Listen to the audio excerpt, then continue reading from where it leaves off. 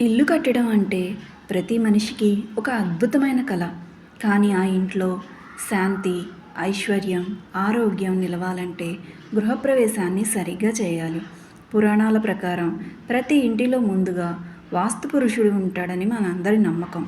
అందుకే ఇంట్లోకి ప్రవేశించే ముందు పూజలను చేసి ఆ శక్తులను శాంతింపచేయాలి.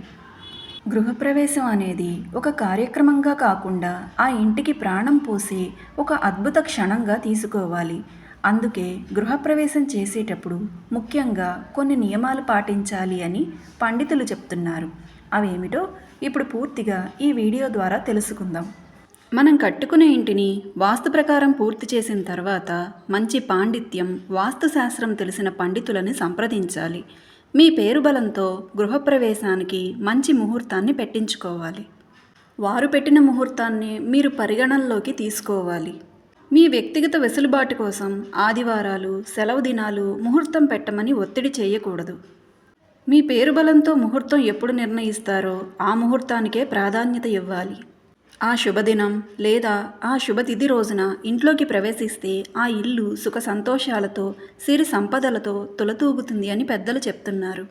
గృహ నిర్మాణం పూర్తయిన తర్వాత పండితుడు నిర్ణయించిన శుభముహూర్తంలో ధర్మపత్ని సమేతంగా గృహప్రవేశం చేయాలి. భార్య లేదా భర్త ఒక్కరుగా మాత్రం గృహప్రవేశం చేయరాదు. ఇంటి యజమాని దంపతులు నూతన వస్త్రాలు ధరించి ఆవును, దూడను, నిండుగా ఉన్న నీళ్ల బిందెను, ముత్తైదువులను తీసుకుని మంగళ వాయిద్యాల మధ్య పురోహితుడు సూచిస్తున్న విధంగా పూర్ణ కలశంతో ఈశాన్యం వైపు నుంచి ప్రారంభించి గృహ ప్రదక్షిణలు చేస్తే ఇంటికి చాలా ఐశ్వర్యప్రదం అవుతుంది. ప్రదక్షిణలు పూర్తయ్యాక ముందుగా ఆవు దూడను పూజించి దానికి ఇష్టమైన ఆహారాన్ని పెట్టాలి. గుమ్మడికాయను బలిదానంగా ఇవ్వాలి. ముందుగా ఆవును సింహద్వారం దాటించి పూర్ణ కుంభంతో దేవుని ఫోటోతో చేతపట్టుకొని యజమాని, దేవతా విగ్రహాలు, మంగళహారతి పట్టుకొని ఇల్లాలు సింహద్వారానికి మనసులో నమస్కరించుకొని కుడికాలు ముందు పెట్టి గృహప్రవేశం చేయాలి. వారి వెనకాల నిండు బిందె, మంగళహారతులు మిగతా వారు ప్రవేశించాలి. ఆ తర్వాత బంధుమిత్ర సపరివారాన్ని గృహప్రవేశం చేసేలాగా చేసుకోవాలి. నేను చెప్పే ఈ విషయం కొంతమందికి ఇబ్బందిగా ఉండొచ్చు, కానీ చెప్పాలి. ముహూర్తం సమయానికి చాలామంది ముందుగా ఫోటోగ్రాఫర్లను, వీడియోగ్రాఫర్లను లోపలికి పంపించి ముహూర్తం దాటిన తర్వాత ఇంటి యజమాని అడుగు పెడుతున్నారు. ఇలా చేయటం ఇంటికి ఎంతమాత్రం శుభప్రదం కాదు. గృహప్రవేశం అనేది ఇంటి యజమాని ఆయుష్, ఆరోగ్యం, ఐశ్వర్యం, కుటుంబంతో ముడిపడి ఉంటుంది. కాబట్టి ఇలాంటి తప్పులు చేయరాదు. అలాగే కొంతమంది సగం పూర్తయిన ఇంటిలో గృహప్రవేశం చేసేస్తున్నారు ముహూర్తాలు లేని కారణంగా. ఇలా చేయటం పూర్తి నిషిద్ధం. ఇల్లు పూర్తిగా సిద్ధం కావాలి. పైకప్పు, తలుపులు, కిటికీలు లేకుండా గృహప్రవేశం చేయరాదు. విఘ్నములకు అధిపతి అయిన గణపతిని ముందుగా పూజించాలి. వాస్తు పురుషుడికి ప్రత్యేక పూజలు చేయాలి. గుమ్మం వద్ద కలశాన్ని, నేతి దీపాన్ని పెట్టాలి. కొత్త పాత్రలోనే పాలు పొంగించాలి. గుమ్మాలకి మామిడి తోరణాలు, పువ్వులతో అలంకరణ చేసుకోవాలి. కొత్త ఇంట్లోకి కొత్త చీపురునే వాడాలి. పాత చీపుర్లను, పాత వస్తువులను వాడరాదు. కొత్త చీపురు అంటే లక్ష్మీదేవితో సమానం. కాబట్టి కొత్త చీపురుతో కొత్త ఇంటిలోకి ముత్తైదువులు ప్రవేశించడం శుభాన్ని చేకూరుస్తుంది. అలాగే కొన్ని ప్రాంతాల్లో గృహప్రవేశానికి ముందుగా ఇంట్లో జంతుబలి ఇవ్వడం, వంటలు చేసి భోజనాలు పెట్టడం మొదలైనవి చేస్తారు. శాస్త్ర ప్రకారం గృహప్రవేశంలో పండితులు వేదమంత్రోచ్చారణతో బలిహారం పెట్టే వరకు నూతన గృహంలో అంతకుముందు నిప్పు వెలగరాదు.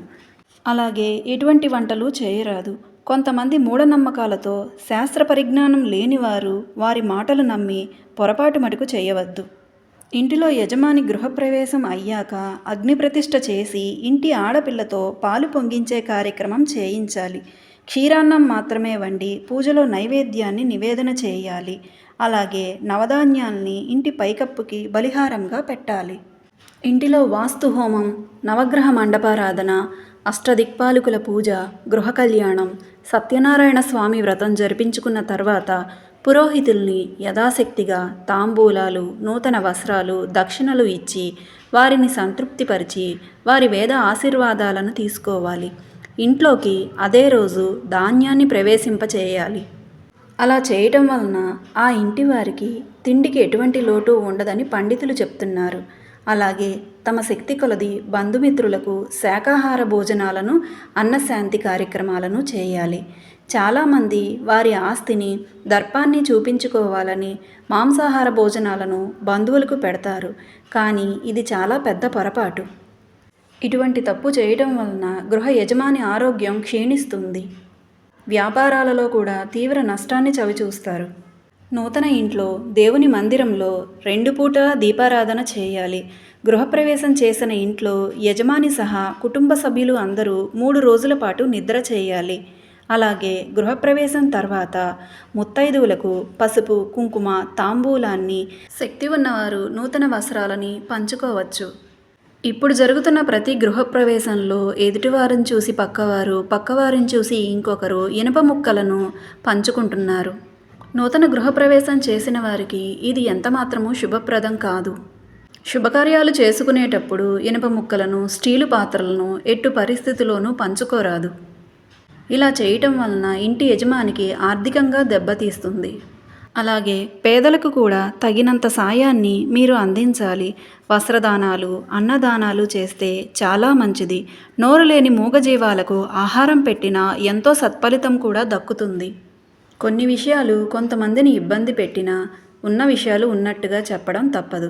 గృహప్రవేశానికి వచ్చిన వారికి తాంబూలాన్ని, రవిక ముక్కను పెట్టడం ఆనవాయితీ. ఇంకా శక్తి కలిగిన వాళ్ళు ఇనుప ముక్కలకు, స్టీలు సామానుకు పెట్టే డబ్బులు పెట్టి నూతన వస్త్రాలను బహూకరించండి. అది మీకు ఎంతో సత్ఫలితాన్ని సూచిస్తుంది. ఇలా శాస్త్రోక్తంగా గృహప్రవేశ నియమాలు పాటిస్తే సమస్త సుఖ సౌఖ్యాలు పొంది ఆనందమైన జీవితాన్ని అనుభవిస్తారు. గృహప్రవేశం అనేది దేవతల నుండి దీవెనలను పొందేందుకు ఇంటిలో సానుకూల శక్తిని నిలిపే పవిత్రమైన శుభకార్యం. అలాగే గృహప్రవేశానికి అనుకూలమైన మాసాలు, తిథులు, లగ్నాలు, వారాలు, నక్షత్రాలు వివరిస్తాను వినండి. గృహప్రవేశానికి అనుకూలమైన మాసాలు: వైశాఖ మాసం, శ్రావణ మాసం, కార్తీక మాసం, పాల్గొన మాసాలు శుభప్రదం. శుభతిథులు: విదియ, తదియ, పంచమి, సప్తమి, దశమి, ఏకాదశి, త్రయోదశి, పౌర్ణమి తిథులు మంచివి. లగ్నాలు: వృషభ లగ్నం, మిథున లగ్నం, కన్యా లగ్నం, కుంభలగ్నం, ధనస్సు లగ్నాలు చాలా మంచివి. శుభవారాలు: సోమవారము, బుధవారము, గురువారము, శుక్రవారాలు కలిసి వస్తాయి.